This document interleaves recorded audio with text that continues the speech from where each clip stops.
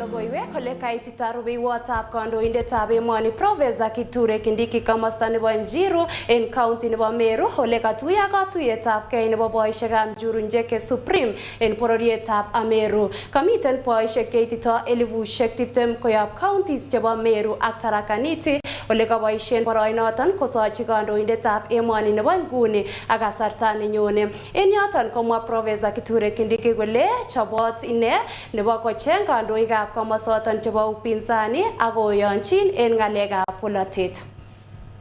Kwa heshima ambayo serikali ya kitamaduni ya jamii yetu ya Wameru imenipatia, niwahakikishie wazee na watu wote wa jamii hii ya kwamba mimi sitawaangusha, mimi sitawaletea haibu, na mimi nitatekeleza kazi ambayo mmenituma niende nikafanye kwa ustadi, kwa bidii, Mungu akinisaidia, ili nilete heshima kwa jamii yetu.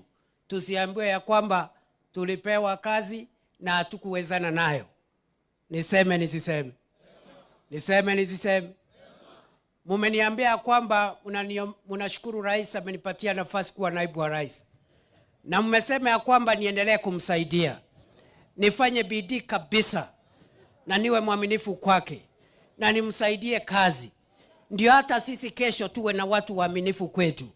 Hiyo ni kweli ama si kweli? Ni kweli si kweli? Ama mmenituma niende nikashindane na rais?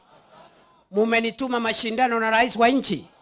Si mmenituma niwe msaidizi wake mkuu ndio anionyeshe maneno namna hii namna hii namna hii, ndio hapo kesho siku ingine Mungu afanye mambo yake? Ni kweli si kweli? Ni kweli si kweli? Hiyo kazi nitaifanya kwa bidii, na nikifanya hii bidii ya kusaidia rais kujenga Kenya, mimi sitaki hapa nyumbani tuwe na mvutano, tuwe na kisirani na hasira. Na mimi nimeongea jana nikasema, na nataka nirudie, mimi najua kuna ndugu zangu hapa, watu wa siasa wenzangu ambao hawakubaliani na sisi maneno ya siasa, na mimi nimesema ya kwamba ni haki yao, kwa sababu siasa na mambo ya uongozi inategemea ni haki ya mtu. Ile mimi siwezi kubali kupitia kwa idhini yenu, mimi siwezi kukubali ya kwamba sisi viongozi ambao Mungu ametupatia nafasi ati tuvurugane hapa nyumbani kwa mambo ya matusi.